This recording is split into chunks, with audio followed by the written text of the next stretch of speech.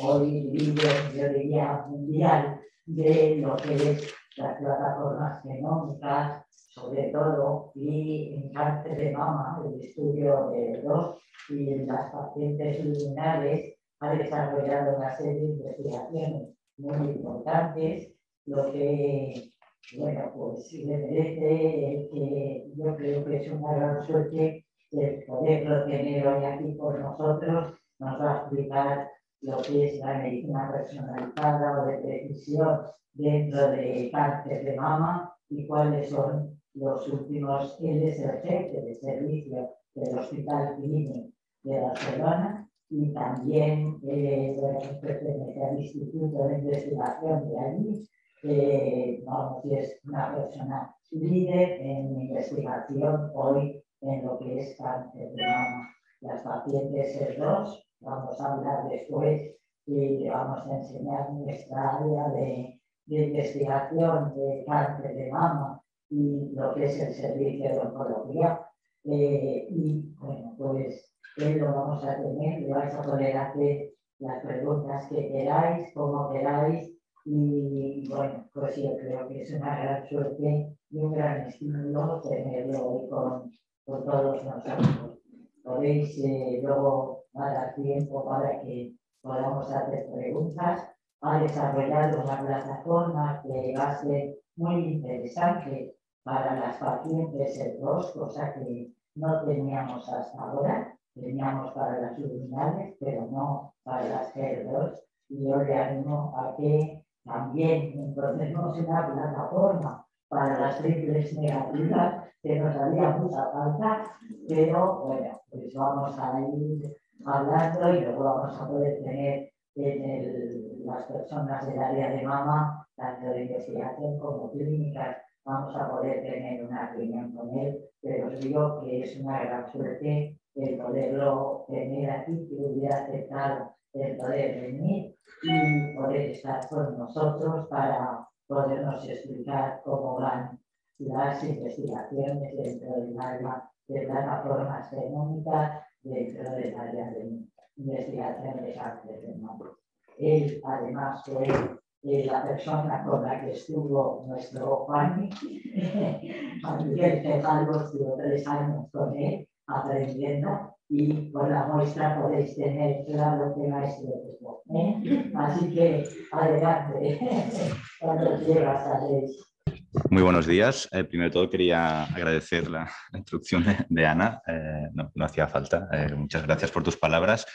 Agradecer también la invitación por vuestra parte y concretamente por Andrés. Es un placer estar aquí. Es la primera vez que estoy aquí y que conozco. O sea que muchas ganas de pasar esta mañana y conocer el servicio, el grupo de investigación, que ya interaccionamos muchísimo, pero es verdad que ya es la pandemia y también pues bueno, las oportunidades que pueden surgir que no he venido nunca. O sea que encantado.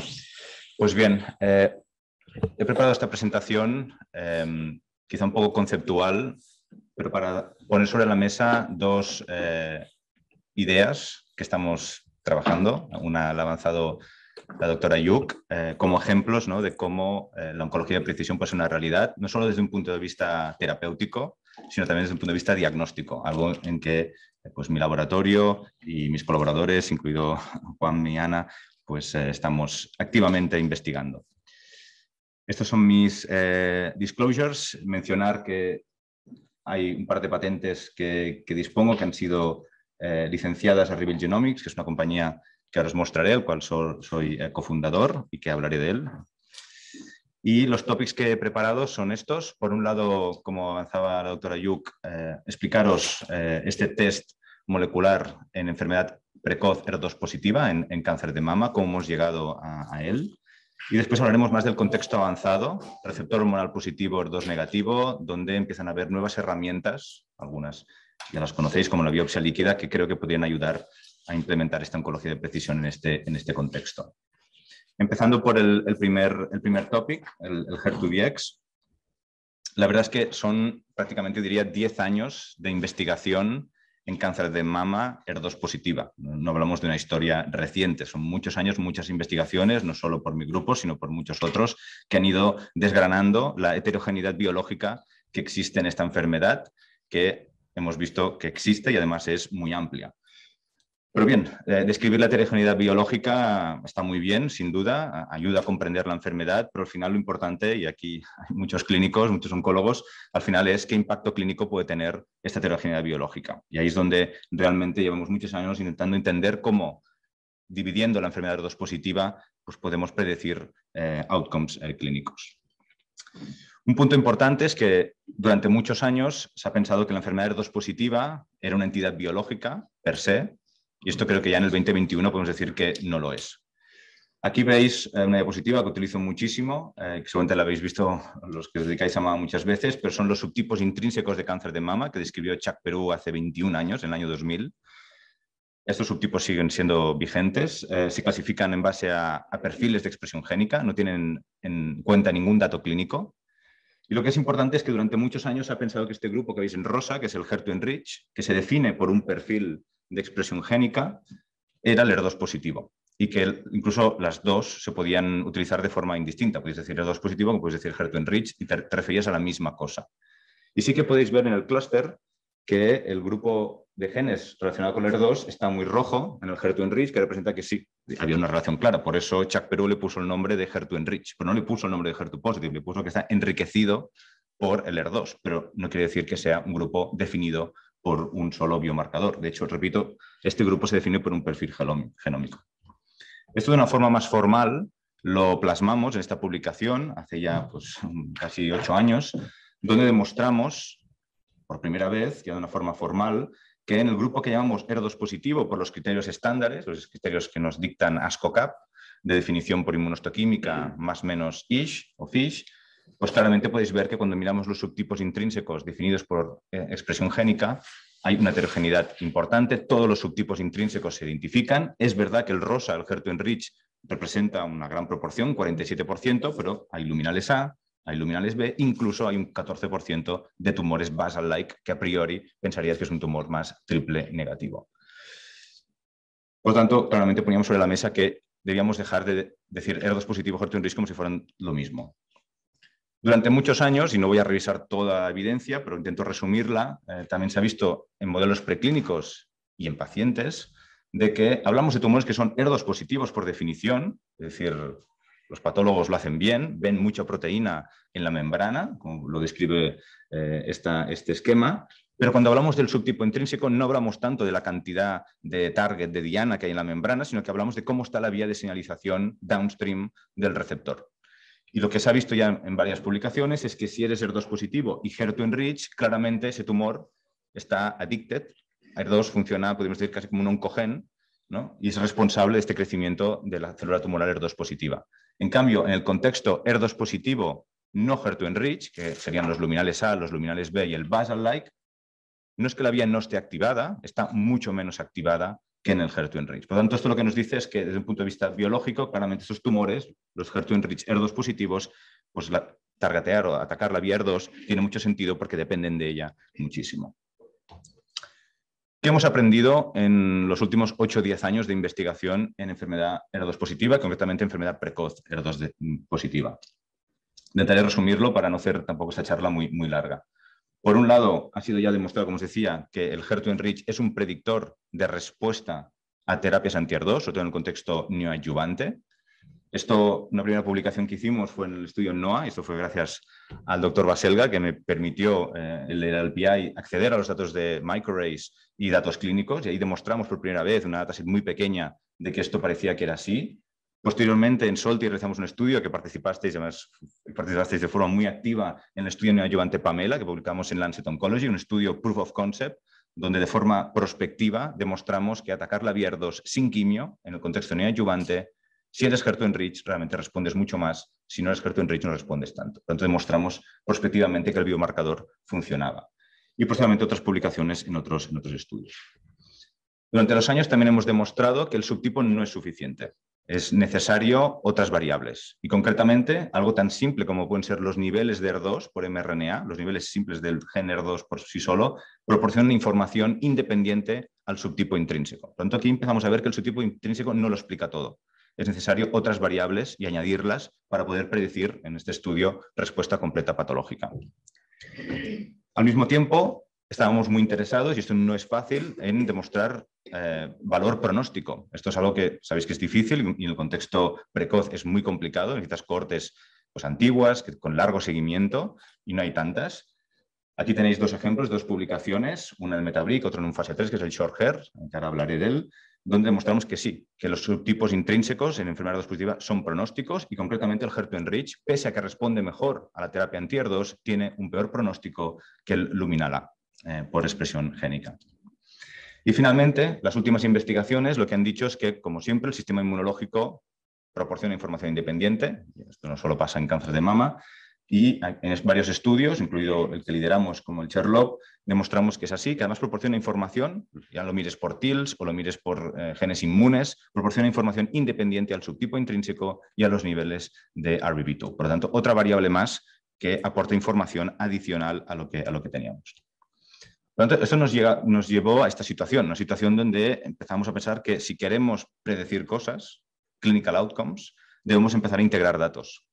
Una solo biomarker no va a ser suficiente. Lo que intenta explicar esta slide es que empezamos a pensar que, como siempre, la cantidad de enfermedad importa, tamaño tumoral, la afectación ganglionar siempre es importante, sobre todo desde un punto de vista pronóstico, el subtipo intrínseco sin duda, y el microambiente sin duda. Y es esta integración lo que nos tiene que llevar a responder preguntas clínicas concretas. Tampoco podemos pensar que un biomarcador nos lo va a explicar todo o va a responder todas las preguntas. Tenemos que hacernos la pregunta clínica y buscar qué biomarcador nos la puede responder o qué combinación de biomarcadores nos la puede responder. Y esto en los últimos años ha sido el gran esfuerzo que hemos hecho.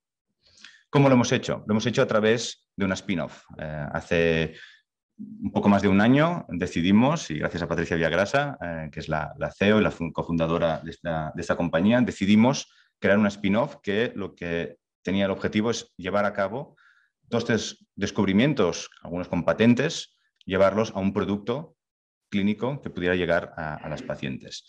Y fue un proyecto que es reciente. Simplemente quería mencionar el equipo de fundadores. Patricia Villagrasa está aquí con nosotros, CEO y cofundadora, junto a tres especialistas que probablemente os suenen. Ana Vivancos, experta en DNA sequencing del bio. Chuck Perú, el padre, mi mentor durante muchos años, y sigue siéndolo, del conocido PAM50 o Prosigna.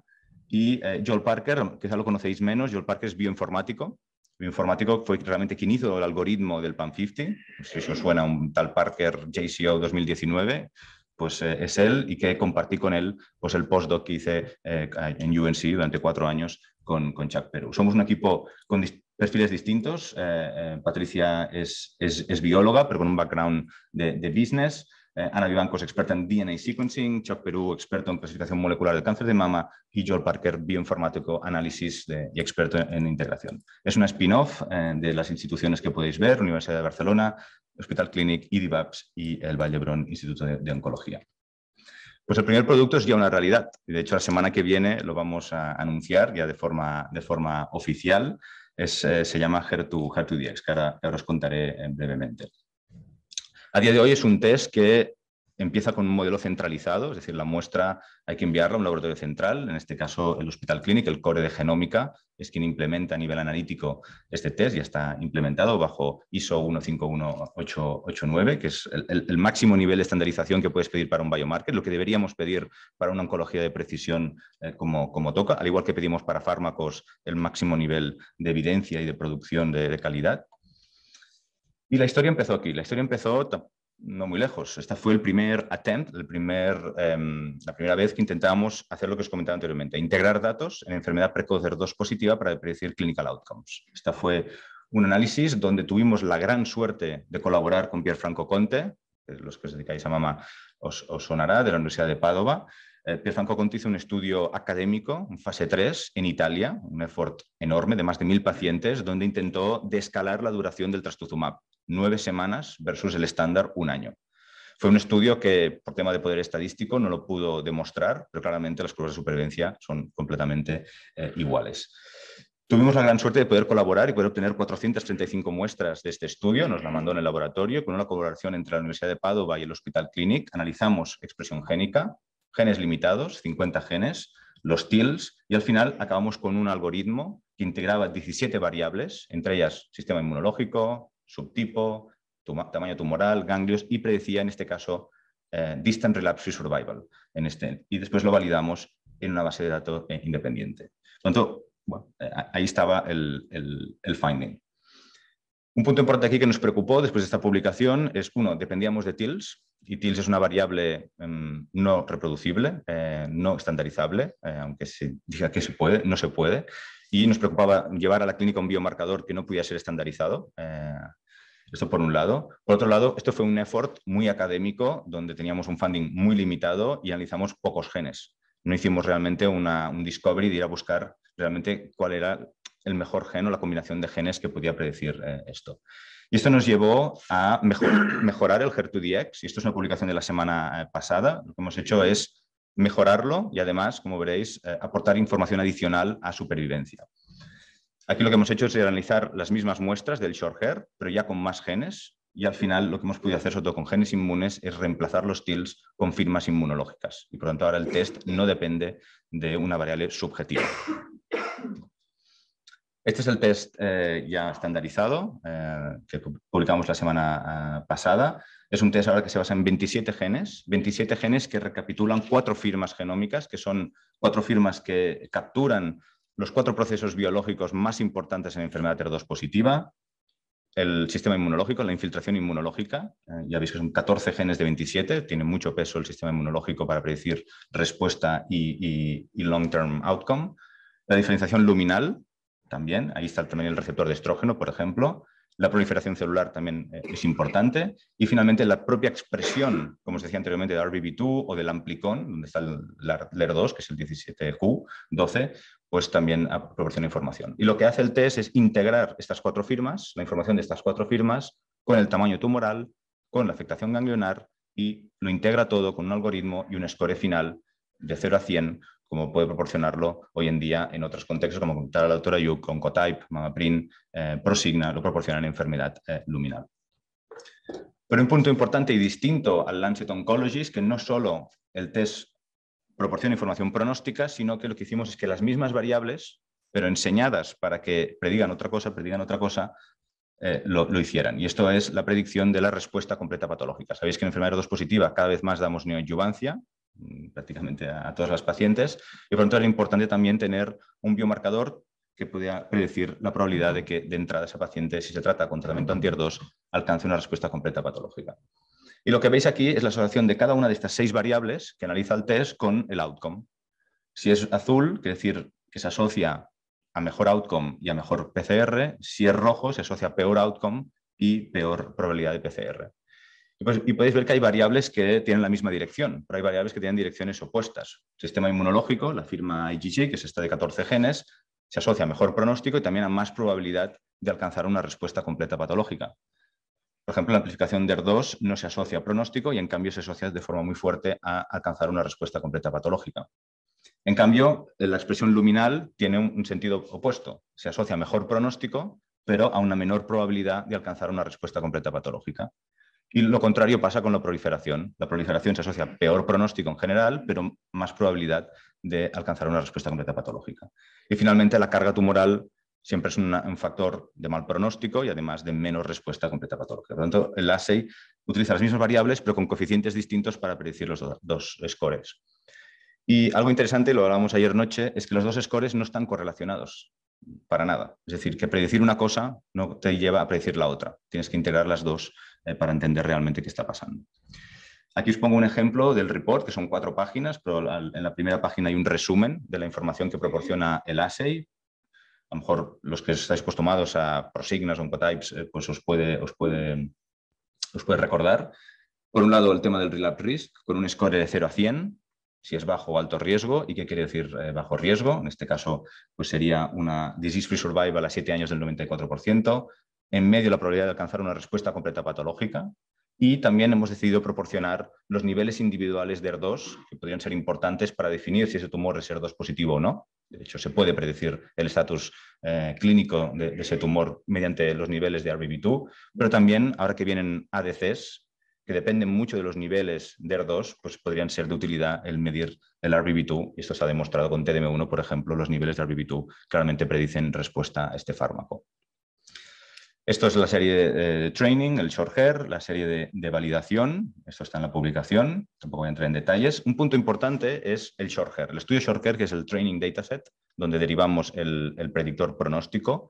Es un estudio muy interesante porque Pierfranco se atrevió a randomizar pacientes a un año de trastuzumab versus 9 semanas de trastuzumab. No era el primer attempt a hacerlo, ha habido otros estudios al respecto, a veces 6 meses versus 12, a veces incluso también 9 semanas en otro estudio.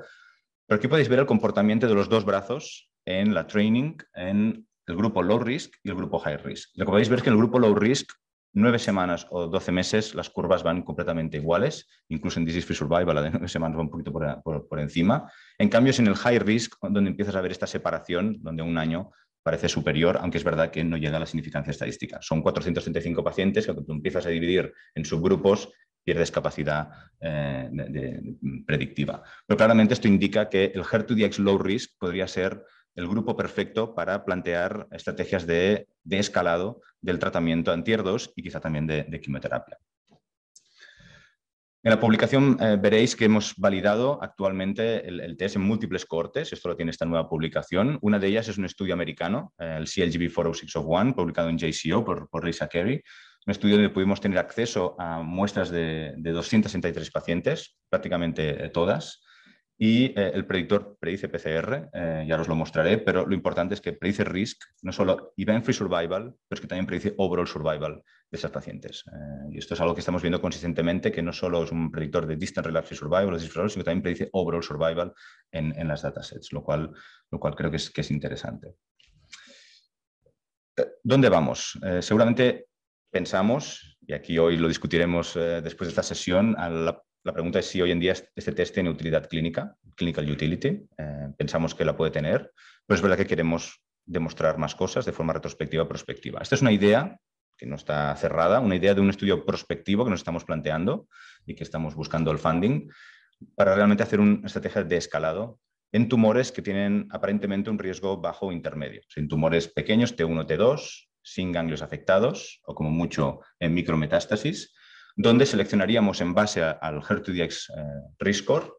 Si son de bajo riesgo, iríamos a una estrategia de tratamiento de 3 meses, de un Taxol semanal y trastuzumab, nada más. Se permitiría hacer neoadjuvancia, que es la parte de arriba, y en caso de que hubiera residual disease, después de 3 meses, sí que se permitiría administrar TDM1, es un fármaco difícil de quitar porque tiene un nivel de evidencia muy alto y un beneficio muy alto, pero sí que nos estamos planteando reducir la duración del TDM1 a 14 ciclos, es el estándar, bajarlo a 6 meses, que sería 8 ciclos. Es un estudio que no puede ser randomizado. Si es un estudio randomizado nos vamos a 10.000 pacientes, estudios de no inferioridad, no es posible, no es viable y además que sabéis que los estudios de no inferioridad en general no están cambiando la práctica clínica, al menos en cáncer de mama, los estudios que se han hecho de comparar 6 meses versus 12, al final no acaban de interpretarse desde mi punto de vista bien. Es un estudio single arm donde queremos demostrar que el HER2-Dx low risk con esta estrategia terapéutica va a tener una supervivencia 3, 5, 7 años excelente, y excelente quiere decir de un 95% o más de supervivencia a estos endpoints. Y después tendríamos un grupo control que sería el HER2-Dx high risk, donde dejaríamos standard of care que se diera, pues se seguirían estas pacientes. ¿Qué impacto económico podría tener esto si llegara a demostrarse? Aquí tenéis un ejercicio que hemos hecho con costes solo de fármaco, no tenemos en cuenta costes indirectos que pueda suponer, ¿no? Os podéis imaginar lo que supone, pero solo estamos hablando de fármaco.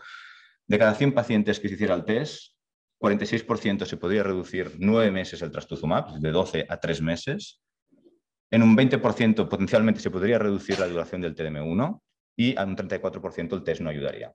Si asumimos esto y aquí teniendo en cuenta 2 escenarios, uno que reducimos el TDM1, la duración o no, puedes ver que hay reducciones solo de fármaco importantes, o sea, no hablamos de... y eso creo que es un argumento importante, que ya sé que no es el más importante para nosotros, que tratamos pacientes, pero a veces para implementar estas cosas hay que convencer y hay que demostrar que también el sistema se puede beneficiar. Si esto lo trasladamos a Estados Unidos, no os muestro los datos, pero claramente cambia mucho. El PCR Livelihood Score, aquí veis cómo lo representamos. Este es un endpoint que lo diseñamos en base a una cohorte del Hospital Clínic de los últimos 3, 4, 5 años, pacientes tratadas con neoadjuvancia, todas con quimioterapia, y casi todas con solo trastuzumab, 76%, 62% trastuzumab y un 28% pertuzumab. Esto fue la training y después lo testamos en 2 datasets independientes. Esta es la primera, es la que veis en la primera fila, donde veis que podemos predecir un gradiente de respuesta completa patológica, desde un 23 hasta un 73% de probabilidad de alcanzar una respuesta completa patológica. Y la segunda fila es el estudio PAMELA, el estudio de no quimio, de solo lapatinib, trastuzumab y tratamiento hormonal si el tumor es receptor hormonal positivo, donde también el gradiente está. Claramente las PCR son un poquito más bajas, no hay quimio. Sabéis que la quimio es importante para esta enfermedad, pero claramente predice independientemente de que haya quimio o no haya quimio. Recientemente lo hemos validado en el estudio CLGB 40601, que es un estudio de 3 brazos. Yo creo que el brazo más interesante es el primero, el Taxol trastuzumab, o sea, 3 meses de Taxol y Herceptin, y veis el gradiente, 14%, 47% y casi 2/3 de las pacientes alcanzarían una PCR si tuvieran alta expresión del predictor. Y bueno, los otros brazos no impactarían tanto porque el lapatinib no lo usamos en la práctica clínica diaria, pero claramente también predice PCR en este contexto. Un punto importante es si nos va a ayudar el predecir PCR o no. Yo creo que sí, lo podemos discutir. Y aquí otro punto importante es qué nos puede llevar a predecir PCR. Y creo que hay otras oportunidades más allá del de escalado, que es una oportunidad que creo que la comunidad se está preguntando, es hasta qué punto tenemos que operar a estas pacientes, ¿no?, que alcancen una respuesta completa patológica, ¿no? Estamos muy contentos de alcanzarla, a las 2 semanas le transmitimos esto a la paciente y muchas veces la paciente nos contesta, sí, pero entonces, si no había nada, ¿por qué me habéis operado, ¿no? Y es una pregunta fair de hacer. Os pongo un ejemplo de un estudio que estamos llevando en el Hospital Clínic, que es un piloto no es el único, hay algún otro estudio en marcha, de intentar no operar estas pacientes. Ahora bien, con criterio, seleccionando tumores pequeños de entrada y tumores que sean altamente adictos a la BR2. Es decir, seleccionamos pacientes que sean HER2-enriched, que tengan niveles muy altos de RBB2. Esas pacientes se tratan con Taxol, Trastu y Pertu. Aquí añadimos Pertu no para aumentar la supervivencia, porque no lo aumentan esos tumores ganglios negativos pequeños, sino para aumentar la probabilidad de respuesta completa patológica. Hacemos una resonancia después de esos 3 meses. Si no hay tumor y la biopsia de la zona donde hay el clip no muestra ninguna célula, estas pacientes no se operan y sí que se irradian, y se puede discutir esto, y se siguen, ¿vale? Ya llevamos 3 pacientes incluidas, y es un estudio que está ongoing, y creo que abre una vía, creo que desde un punto de vista de la paciente y también de recursos, creo que puede tener mucho impacto. Pasando al otro topic, aquí saltamos ya a otro contexto, saltamos al contexto avanzado, receptor hormonal positivo HER2 negativo, donde también hemos estado muy implicados en intentar buscar herramientas que nos ayuden a dividir esta enfermedad a nivel diagnóstico. Juan Micejalvo ha estado muy implicado en esto, ya lo conocéis. Aquí simplemente mencionar una publicación donde demostramos algo que se asumía que no era, que todos los tumores receptor hormonal positivo, HER2 negativos, son luminales A o luminales B, que no existen otras cosas. Juanmi y los colaboradores demostramos que no es así, que en enfermedad precoz hay un 5 hasta un 10% de tumores que por gene expression no son luminales, son o HER2-enriched, pese a que son HER2 negativos, o son basal-like. Y aquí tenéis la publicación con más de 9.000 muestras analizadas.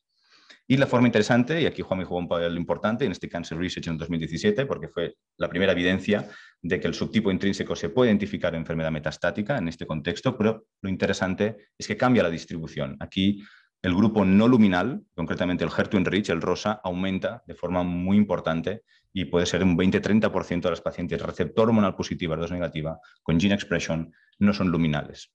Y eso es algo que por primera vez lo demostramos en el 2017 y que ha sido ya demostrado en otros estudios como la Aurora, publicado en Cancer Discovery hace muy poco. Estos últimos años estamos muy interesados en ver el valor, ya digo, no solo la heterogeneidad biológica, sino el valor clínico que puede tener esto. Y lo que hemos ido haciendo es demostrar el valor pronóstico de los subtipos intrínsecos en enfermedad receptor hormonal positiva, HER2 negativa, en el contexto metastático.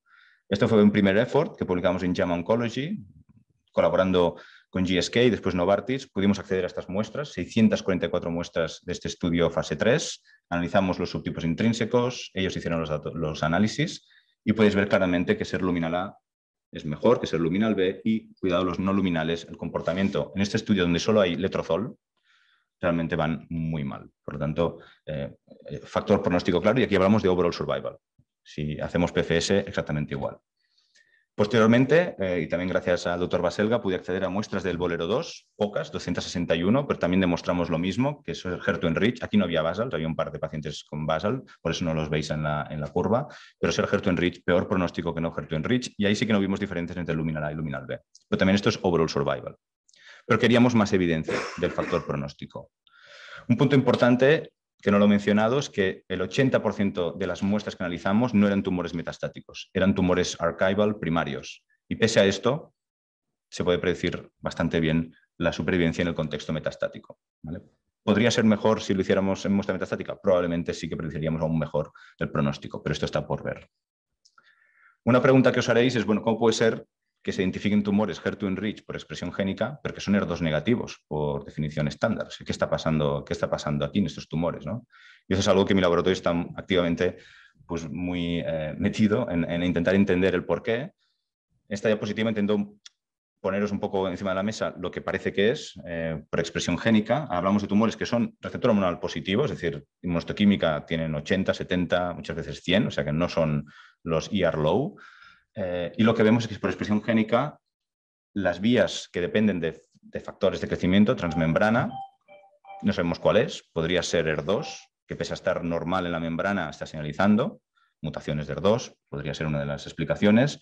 Sobreexpresión de otros receptores, como el Fibroblast Growth Factor Receptor, de hecho vemos mucha alta expresión del 4.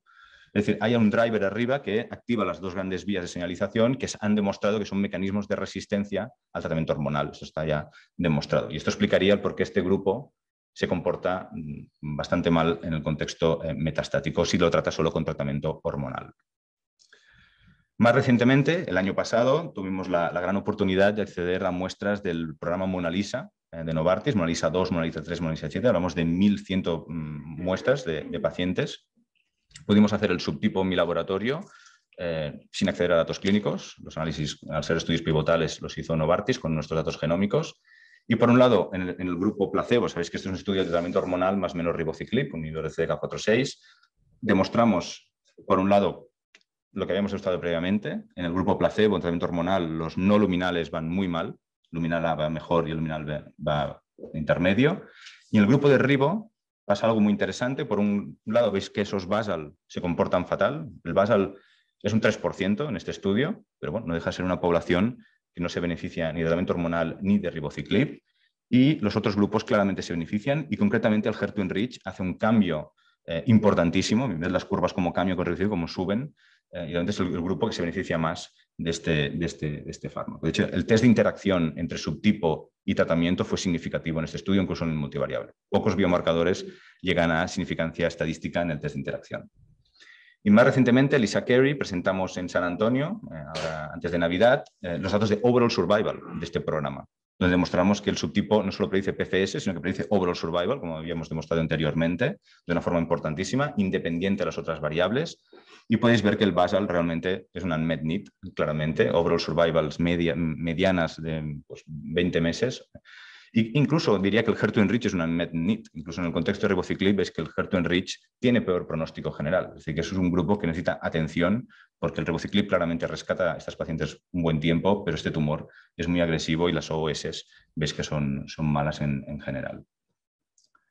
Y esto nos lleva a estudios clínicos que hoy no entraré, pero sabéis que en Solti llevamos años haciendo estudios, que hoy no entraré en detalles, donde seleccionamos pacientes en base al subtipo intrínseco y concretamente basal-like o HER2-enrich. Ese es un effort enorme de screening molecular que llevamos y que vosotros sois conscientes, ¿no?, de lo que significa. Pero seleccionamos en base al subtipo y hemos diseñado estrategias terapéuticas específicas para esos tumores, como pues, la inmunoterapia, targetear LER2 con TKIs, como el estudio NEREA, etcétera, etcétera, que hoy tampoco entraré en detalles. Un punto importante es, bueno, biopsiar las metástasis, lo sabéis bien, es complicado. Al final lo hacemos una vez, para estudios lo hacemos más, cada vez lo tenemos que hacer más, pero es un effort y al final del día también hay decepciones, no hay tejido, no capturamos toda la heterogeneidad que existe en toda la enfermedad. Bueno, aquí os presento una idea que presentamos en San Antonio. En el mismo programa MONALISA se había hecho biopsia líquida, 550 genes en biopsia líquida, donde se miraban no solo mutaciones, sino también amplificaciones y deleciones. Y lo que hicimos en este análisis es ver cómo a nivel de ADN en plasma cómo estos datos se correlacionan con los subtipos intrínsecos que habíamos definido por expresión génica. Y to make a long story short, porque solo os mostraré esta slide, es que claramente a nivel de plasma podemos ver grandes diferencias entre los subtipos.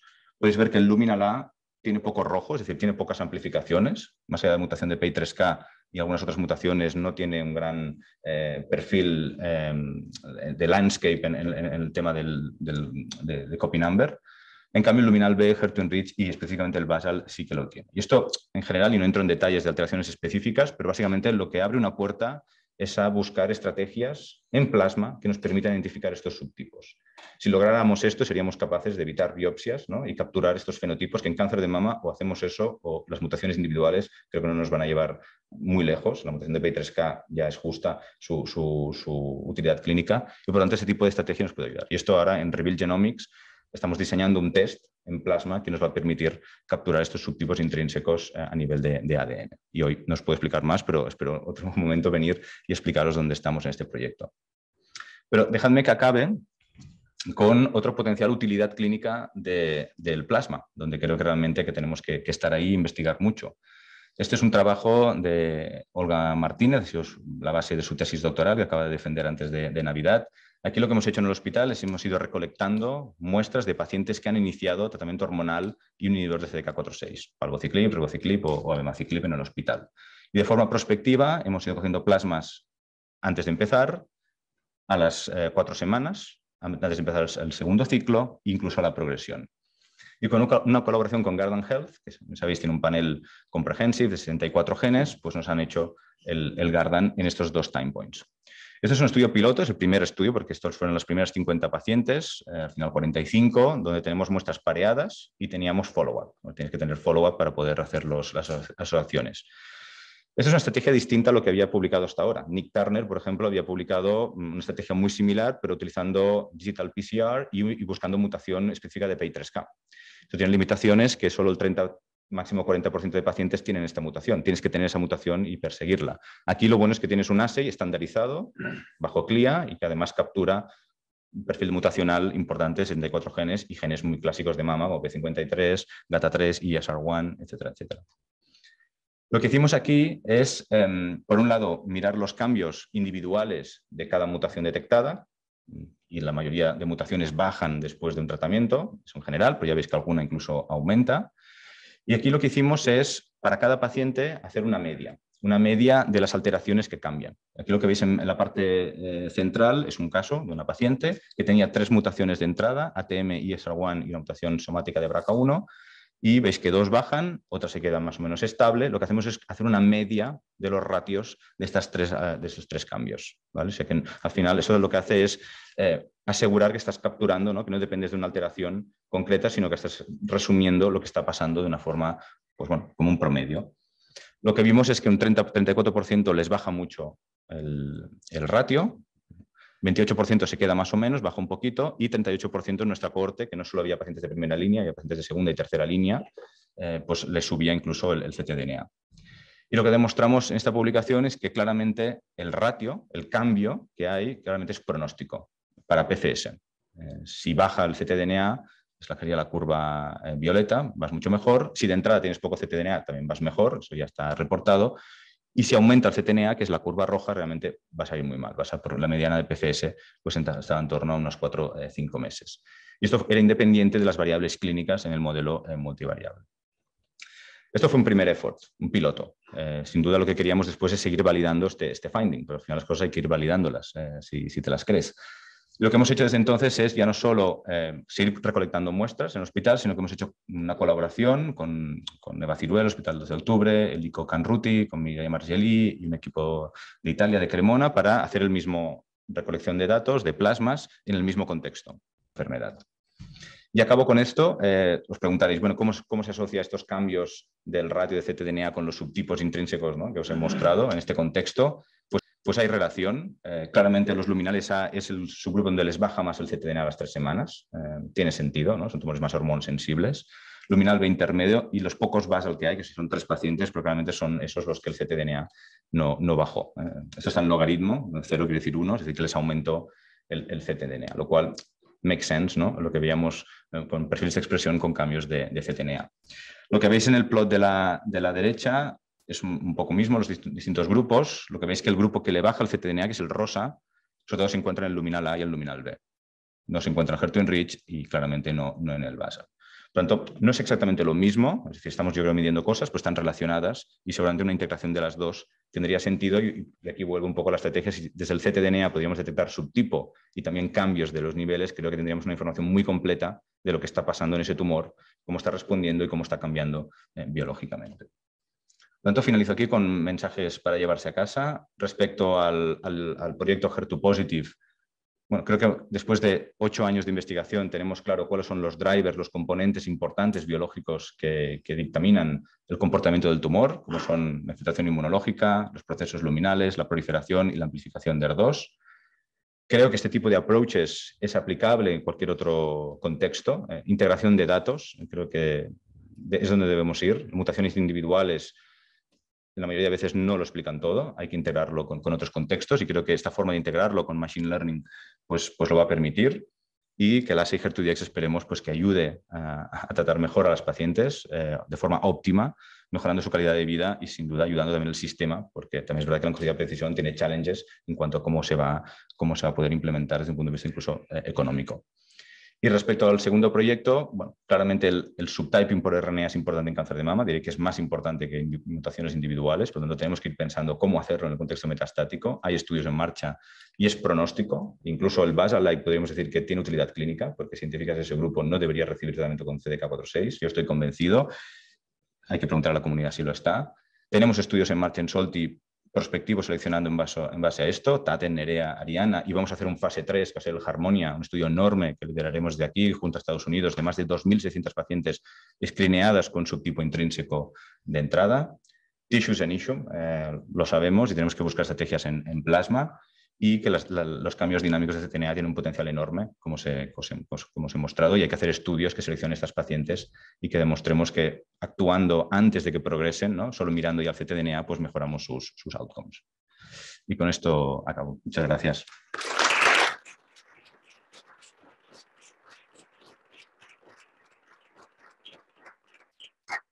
Muchas gracias, Manuel. Yo creo que ha sido una exposición fantástica, sobre todo de cómo uno va progresando en su pensamiento y va haciendo, que creo que eso es lo que tenemos que ir aprendiendo todos, el proceso de cómo preguntarnos y cómo responder para dar nuevas estrategias a nuestras pacientes, y de ahí que digamos hoy que es mucho más importante, o bueno, es la parte para mí más importante, que es el proceso diagnóstico, porque lo que es el proceso terapéutico, si tenemos claro proceso diagnóstico, que aún estamos lejos de tenerlo claro, lo podamos ver. Y ahora yo creo que, bueno, pues preguntas, comentarios, yo creo que es una gran suerte tenerlo aquí entre nosotros para poder hacer. Así que abro el turno de preguntas y comentarios sobre todo lo que he explicado. Yo tengo dos preguntas diferentes. Ale, ¿cómo ves tú los subtipos que has hecho con la explosión de todos los ADCs, de los antibody drug conjugates? Porque el mecanismo es tan diferente que a lo mejor lo importante no es la vía, sino la expresión superficial como anclaje de las moléculas nuevas. Yo creo que es un campo que va a venir en muchas enfermedades y me parece que o sea, lo que tú has hecho es súper coherente en lo que es la inhibición de HER2, pero a lo mejor frente a los nuevos antibody drug conjugates tenemos que tener otra idea. Totalmente, Andrés, y en eso estamos, intentando entender cómo estos nuevos ADCs, ¿no? pueden funcionar en los distintos subtipos. De hecho, con el DS8201, con Enhertu, tenemos un programa en Solti, se llama HER2 Predict, que estamos recolectando muestras de cualquier paciente que recibe el fármaco dentro de ensayo o fuera de ensayo. Reclutamos tumor y si identificamos la paciente en el momento de empezar, también plasma. Entonces, esto va a ser un effort de intentar ver, ¿no? subtipos y niveles de RBB2. Claro, en San Antonio se presentaron datos que dejaron la comunidad totalmente chocada, ¿no? Que en los HER2 0 ¿no? Un estudio francés de Fabrice André, el DAISY. En HER2-0 había las mismas respuestas, 40% de respuestas con el fármaco, al igual que el HER2-low. Lo cual, todo este concepto que había con el fármaco, de que bueno, el fármaco es más potente que el TDM1, puedes bajar los niveles de HER2, te puedes ir al grupo HER2-low, que a día de hoy no lo identificamos y tal, nos habla de que quizá los niveles de HER2 no importan para el ENHERTU, lo cual... Entonces, ¿qué está pasando? Es un tema de cómo medimos el HER2 y que HER2-0, de hecho, pues no es HER2-0 de verdad, con otros assays más sensibles. Ahí también abrimos un ventanal diagnóstica de cómo estamos midiendo el target, ¿no? Pero estoy de acuerdo, estos ADCs cambian el concepto de la vía de señalización y que seguramente la vía de señalización poco importa. Los subtipos hablan de la vía de señalización, pero hablan de muchas más cosas también. Y aquí habrá que ver si aportan información, ¿no? O sea que lo mismo pasa con la anti-TROP2, ¿no? Los niveles aparentemente parece que hay un poco de tendencia, pero no miden, ¿no? Pero también es verdad que es uno que está muy expresado. Nos ha mirado en triple negativos, por ejemplo, si los subtipos intrínsecos responden distinto al sacituzumab, ¿no? Esto no está mirado y creo que hay que mirarlo. Pero claramente entran en diagonal y habrá que ver cómo lo integramos. Pero esperamos tener datos, sobre todo con el ENHERTU. Otro comentario era sobre la biopsia, porque o sea, realmente me ha llamado mucho la atención y comparto una cosa que nosotros acabamos de publicar una colaboración que hemos hecho con un grupo danés de muchos pacientes de la serie más grande de pacientes con estadios 3 de cáncer de colon en un contexto adyuvante, donde la biopsia líquida no es un marcador de enfermedad, es un marcador de resistencia al tratamiento. Menos de un tercio de los pacientes se negativizan con quimioterapia adyuvante. Es decir, que la biopsia líquida va más allá del concepto de enfermedad mínima residual y define cosas de mecanismos de resistencia, de búsqueda específica de vías, porque el tratamiento convencional no funciona o funciona mucho peor en pacientes con biopsia líquida positiva. Por eso, esas ideas iniciales de simplificar todo y no dar tratamiento a los que tienen biopsia líquida negativa o dar tratamiento intensivo a los que tienen positiva, creo que se tiene que repensar y que se tiene que... Totalmente de acuerdo. Yo creo que el concepto, o sea, el concepto de esperar a la progresión radiológica, ¿no? O clínica se debe revalorar. Y creo que, por un lado, por ejemplo, en enfermedad HER2 positiva, donde tenemos fármacos tremendamente activos en el contexto metastático, ¿no? Que están aumentando la OS, el concepto de incluso llevarlos precozmente en primera línea, de una forma incluso secuencial, incluso en pacientes que no progresan, que es otro concepto al que comentas, pero creo que es un tipo de ideas que hay que empezar a plantear, ¿no? A lo mejor trayendo estos fármacos de forma secuencial en pacientes que no progresan en primera línea, somos capaces de curar enfermedad metastática en una gran proporción, ¿no? Y no esperar a ver qué día progresan, ¿no? Es un concepto que Dana-Farber lo va a poner en marcha. Entonces, sí, yo creo que es el tipo de estudios que hay que empezar a hacer, cambiar un poco ese concepto. Si esperamos a una progresión radiológica, claramente ese tumor es más heterogéneo, ha descubierto cómo escaparse y hace las cosas más difíciles. Eso lo sabemos, ¿no? Entonces, revalorar esto y con una biopsia líquida que a las 3 semanas puedes saber si vas por el camino A o vas por el camino B. El challenge ahí, porque hemos empezado a diseñar estudios prospectivos, ¿no? En base al Dynamics, ¿no? Y seguro que tú también, Andrés, pero es challenging desde un punto de vista operacional, ¿no? Cómo lo implementas, ¿no? La biopsia antes, dos, cuál es el resultado, cómo randomizas pacientes, desde un punto de ética. Estamos ya ready para randomizar a pacientes en este contexto con los datos que hay actualmente a un tratamiento estándar o un tratamiento experimental. Sabiendo que tratamiento estándar quizá estaría unos meses más con ese FAB. Entonces ahí crea toda una serie de cosas que abre una discusión que creo que es buena, pero que no es fácil. En el estudio que has mostrado que la caída de ctDNA de los HER2 predice supervivencia global, ¿tenéis biopsia líquida en el último momento? O sea, de más progresión, por si hay cambios. Porque me diga tan rápido, lo que tú dices, algo hay que hace que pueda predecir, pero también el tumor evoluciona. Sí. Hemos perdido lo que ha pasado después y no hemos podido los fármacos en nuestra estrategia. Totalmente. Ahora mismo estamos analizando 60 casos, 60 plasmas a la progresión a CDK. Claro, estas cohortes hasta que las pacientes no han progresado y normalmente las medianas son, sobre todo lo que teníamos, progresiones precoces. Ahora ya empezamos a tener progresiones a los 2-3 años, ¿no? Que sería lo estándar. Y estamos analizando estos no con Guardant, sino estamos haciendo un shallow de entrada whole genome sequencing. Estamos intentando secuenciar todo y yo creo que ahí va a ser muy informativo, porque yo creo que veremos otro concepto que es Esto nos pasa en la clínica y eso también en todo, yo creo, ¿no? Pacientes que van muy bien con el tratamiento, enfermedad controlada, y después un pequeño cambio de la enfermedad radiológica, ¿no? Una nueva lesión ósea. Y te da rabia, ¿no? Tener que tirar, ¿no?, el tratamiento, cuando a lo mejor pudiese hacer un cáncer de pulmón, está más estudiado, pero tratamiento local, ¿no? Si tuviéramos una forma de medir la biología en ese estatus, la biología promedio, es decir, si esa paciente que hace una nueva lesión ósea sigue siendo luminal A de promedio, es decir, que está respondiendo, la progresión está baja y tal, quizás es la paciente ideal para hacer un tratamiento local.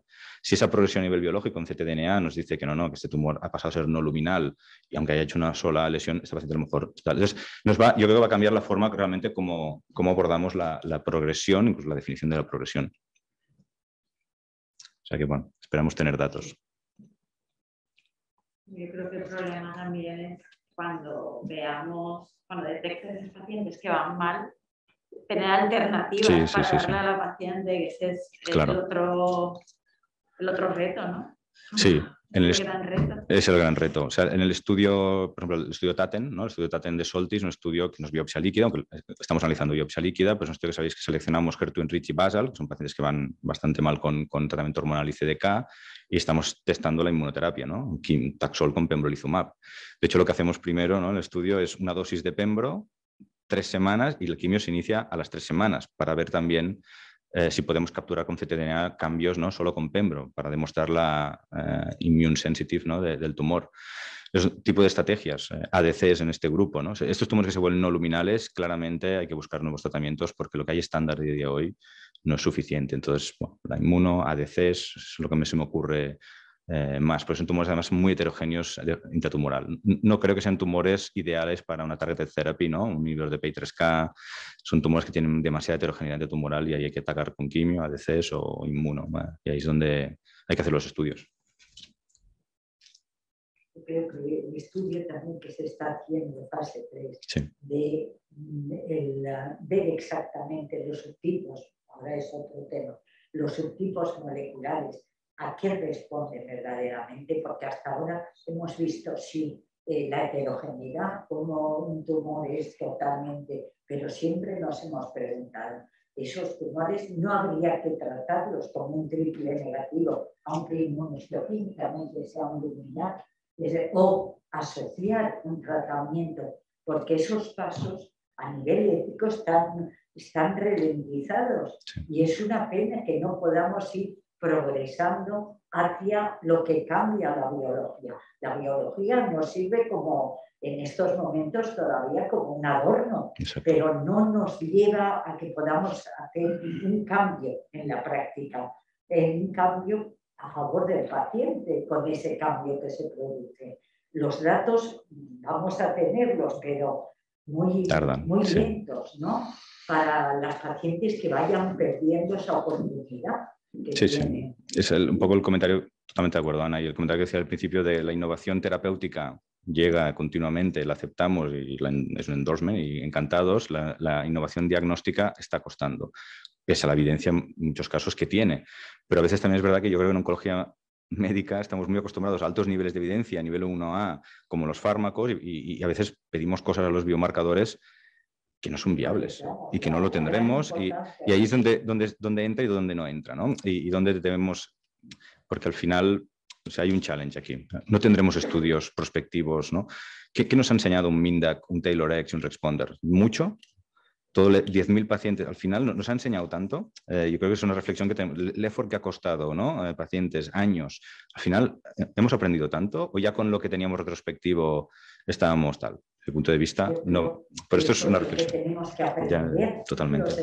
Sí, si no, la innovación diagnóstica tardará. El tema que decía Andrés en el cáncer infectivo, si se ve que tan solo un tercio se beneficia de lo que es el tratamiento adyuvante, se está implementando ya alguna estrategia para esas pacientes, ese 70% que no responde y que se ve claramente. Lo que pasa es que, o sea, todo el mundo acepta que es un buen biomarcador, lo que pasa es que no sabemos cómo utilizarlo. Lo que pasa es que hay más de 20 ensayos.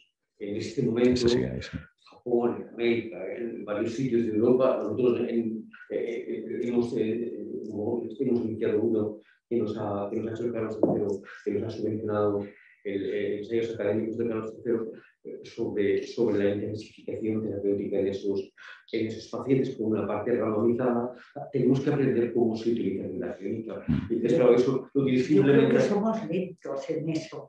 Somos lentos en dar una explicación y sobre todo una práctica diferente. Pues también discutiría que tenemos el ejemplo en mama del P3K, y hacer el P3K a nivel nacional es un drama. Es decir, que ya entramos, es decir, que hay cosas que a lo mejor ya tienen nivel 1A prospectivo, se ha seleccionado, después hay un gap entre cómo lo implementamos, ¿no? El sistema tampoco está ready, ¿no? Así que hay también otros challenges más allá de la evidencia. Y hay muchas trampas. Y hay muchas trampas, sí. Pero cuando ese ensayo clínico, que es un ensayo académico, subvencionado por el Carlos III, salió a concurso para el seguro de responsabilidad civil, no se presentó ninguna compañía. Y entonces hemos tenido que hacerlo como un tratamiento casi observacional, diciendo que la biopsia líquida positiva en un paciente operado es como enfermedad micrometastásica, para que por práctica estándar la Agencia Europea, la Agencia Española del Medicamento lo apruebe 8 meses más. O sea, quiero decir que es un proceso que tiene muchas... O sea, entiendo que la regulación es importante porque protege a los pacientes, pero claro, es que hay muchas trampas. De acuerdo. También hay muchas trampas. Es un buen punto, totalmente de acuerdo. Es que esto lo ves todo tan claro que yo me canso de decir que en estos momentos, Andrés, yo creo que tú estarás de acuerdo, lo más importante es un buen diagnóstico, porque si no, no vamos a progresar nunca. Si siempre vamos con los factores clásicos y no implementamos lo que se está investigando, porque esto es clarísimo, esta firma que vosotros estáis intentando y con la validación que tienen. Y Alger 2, ¿cuánto nos costará si la queremos hacer en la práctica clínica para las pacientes? Pues Dios sabe, tú lo sabes muy bien lo que nos cuesta en consejería. Lo que pasa es que, o sea, tú no le darías un fármaco no probado ni al perro de tu enemigo, ¿no? Entonces, ¿por qué le vas a emplear un biomarcador que no está completamente validado a un paciente donde puedes dañar tanto? Lo que tú dices, el proceso diagnóstico tiene que ser muy sólido. Muy sólido. No, estoy de acuerdo. Y validado de una manera, en la medida de lo posible. Exacto. O sea, ensayos de no inferibilidad de 10.000 pacientes es un insulto a la sociedad. Totalmente. Entonces, quiero decir que eso no se puede hacer. Pero bien es verdad que a lo mejor pues tenemos que repensar o buscar estrategias para que el fenómeno diagnóstico, o sea, sin fenómeno diagnóstico preciso no hay medicina de precisión. Exacto. Sí, lo has dicho. La medicina de precisión no depende de los fármacos, depende del diagnóstico preciso. Entonces, bueno, pues es un problema que yo de todas maneras creo que todo lo que se ha presentado hoy es súper positivo porque abre cantidad de puertas, de posibilidades, un test diagnóstico donde tienes tú un score en 3 variables que son importantes para los pacientes. Bueno, pues son pasos que no teníamos y que están llegando. Pues yo pienso que van a llegar más, ¿no? Pero es que tenemos que poner nuestra cabeza y nuestro esfuerzo en eso. De acuerdo. Totalmente de acuerdo. Muy bien. Súper. Sí.